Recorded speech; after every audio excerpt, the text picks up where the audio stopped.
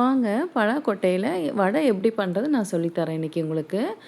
வடை பண்ணுறதுக்கு நல்லா தோல் உரித்து எடுத்துருக்கோங்க. எடுத்து ஒரு 3 விசில் விட்டுக்கலாம் குக்கரில் போட்டு.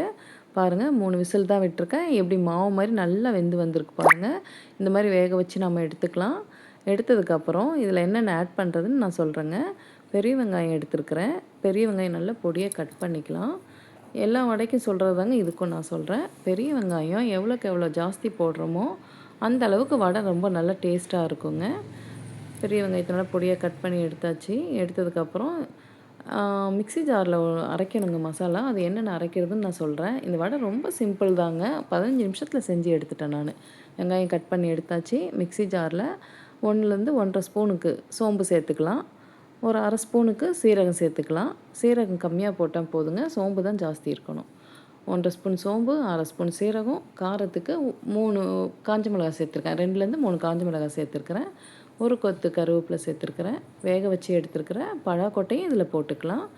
போட்டுட்டு தண்ணி விடக்கூடாதுங்க. தண்ணி விடாமல் நல்லா மிக்சியில் போட்டு அரைச்சி எடுத்துக்கலாம். தேவையான அளவு சால்ட் போட்டுப்போம். இதிலே தண்ணி இருக்குங்க. பலாக்கொட்டையிலே தண்ணி சத்தானது தான் தண்ணி வரும். அதனால் நம்ம தண்ணி சேர்க்க வேண்டியதில்லை. அரைச்சி எடுத்துருக்கலாங்க. அரைச்சதை காட்டுறேன் எப்படி இருக்குன்னு.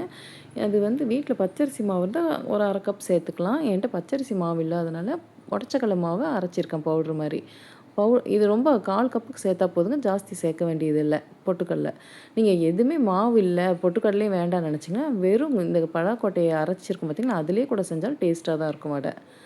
கொஞ்சமாக கிறிஸ்பியாக வரணுன்றக்காக நான் கொஞ்சம் பச்சரிசி மாவு சேர்ப்பேன் எப்போயுமே. வெங்காயம் கட் பண்ணி வச்சுருக்கோம் பார்த்திங்களா, அதையும் இதில் ஆட் பண்ணிக்கலாம். கருவேப்பிலை கொத்தமல்லி தலையும் ஆட் பண்ணிக்கலாம்.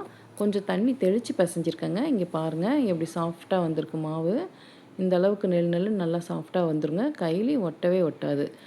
ஆயில் ஊற்றிக்கலாங்க. ஆயில் காயட்டும். ஆயில் காயிற கேப்பில் நம்ம வடையை தட்டி எடுத்துக்கலாம். வடையை நல்லா குட்டி குட்டி ரவுண்டாக தட்டி எடுக்கணுங்க. இந்த பலாக்கொட்டை வடையில் புரோட்டீன், விட்டமின்ஸ், அயன் எல்லாம் நிறையா இருக்குங்க. புரதச்சத்துக்கள் நிறையா இருக்குது இதில். குழந்தைங்க வேக வச்சு கொடுத்தா சில பிள்ளைகளுக்கு பிடிக்காது. அதனால் நம்ம இந்த மாதிரி வடை பண்ணி கொடுத்துக்கலாங்க. நல்லா சாப்பிடுவாங்க விரும்பி. பாருங்கள் இப்படி குட்டி குட்டியாக ரவுண்ட் ரவுண்டாக தட்டி எடுத்தாச்சு வடையை. கையில் ஒட்டாமல் வருது பாருங்கள். மாவு நல்லா சாஃப்டாக இருக்குங்க. தண்ணி சேர்க்கவே வேண்டியதுங்க. பலாக்கொட்டையை பொறுத்த வரைக்கும் தண்ணி சேர்க்காம தான் நான் பிசைஞ்சு எடுத்துருக்கிறேன். அதுலேயே நல்லா சாஃப்ட்னஸ் கிடச்சிருச்சு பாருங்களேன். தண்ணி வேணும்னா லைட்டாக தெளிச்சிக்கலாம். தெளித்து பிசைஞ்சிருக்கேன் நான். எண்ணெய் காஞ்சிருக்குங்க. காஞ்சதுக்கப்புறம் ஒவ்வொன்றா போட்டு காட்டுறேன் பாருங்கள் வடைக்கு. இவ்வளோ அழகாக வந்திருக்கு பாருங்கள். இந்த மாதிரி தட்டி எடுத்துக்கலாம். தட்டினதை எடுத்து எண்ணெய் நல்லா காஞ்சிருக்குங்க. ஒவ்வொன்றா இதில் நான் சேர்த்துக்கிறேன். இப்போ வாழைப்பூ வடைக்கு சிம்மில் வச்சு தான் செய்யணும்னு நான் சொல்லியிருப்பேன் உங்களுக்கு போன வீடியோவில். இந்த வடை நார்மல் ஃப்ளேமே நம்ம வச்சு செஞ்சுக்கலாம். இது நல்லா சட்டுன்னு வெந்துருங்க. வாழைப்பூ வடை மாதிரி லேட் ஆகாது. நல்லா டேஸ்ட்டாகவும் இருந்ததுங்க வடை. நான் ஏற்கனவே ஒரு டைம் ட்ரை பண்ணியிருக்கேன். இப்போ செகண்ட் டைம் ட்ரை பண்ணியிருக்கேன். சாப்பிட்டு பார்த்துருக்கேங்க. நான் சாப்பிட்டு பார்த்து நல்லா டேஸ்ட் வந்ததுனால மட்டுமே நான் உங்களுக்கு ஷேர் பண்ணியிருக்கேன். பாருங்கள் நல்லா கலர் மாறி வரணுங்க. இந்த மாதிரி நல்லா செவந்ததுக்கப்புறம் வடை பாருங்கள் இப்படி கலர் மாறி வரணும். நல்லா மொறு மொறுன்னு வந்திருக்குங்க. இதை எடுத்துடலாம். எடுத்து வச்சுட்டு இந்த வடையை நான் பிச்சு காட்டுறேங்க. கொஞ்சம் ஆறட்டும். பிச்சு காட்டுறேன் பாருங்கள் எப்படி வந்திருக்குன்னு சொல்கிறேன். உண்மையிலே சொல்கிறேங்க, பலாக்கொட்டையில் அவ்வளோ ஒரு சத்து இருக்குது. குழந்தைங்களுக்கும் பிடிக்கும். சாப்பிடாத குழந்தைங்க கூட அம்மா எனக்கு இன்னும் 2 செஞ்சு கொடுங்கன்னு சொல்லி கேட்குற அளவுக்கு இருக்குங்க. உண்மையிலே சொல்கிறேன். ஏன்னா எங்கள் வீட்டில் குழந்தைங்க விரும்பி அப்படி தான் சாப்பிட்றாங்க. நான் ஒரு டைம் கொடுத்தனால இப்போ மறு டைம் கேட்டாங்க. அதனால் 2வது டைம் செஞ்சுருக்கிறேன். பாருங்கள் வடை நல்லா சூப்பராக பண்ணியாச்சு. வெறும் 15 மினிட்ஸில் பண்ணி எடுத்துட்டேங்க இந்த வடையை நான். இருங்க பிச்சு காட்டுறேன் பாருங்கள் எப்படி இருக்குன்னு.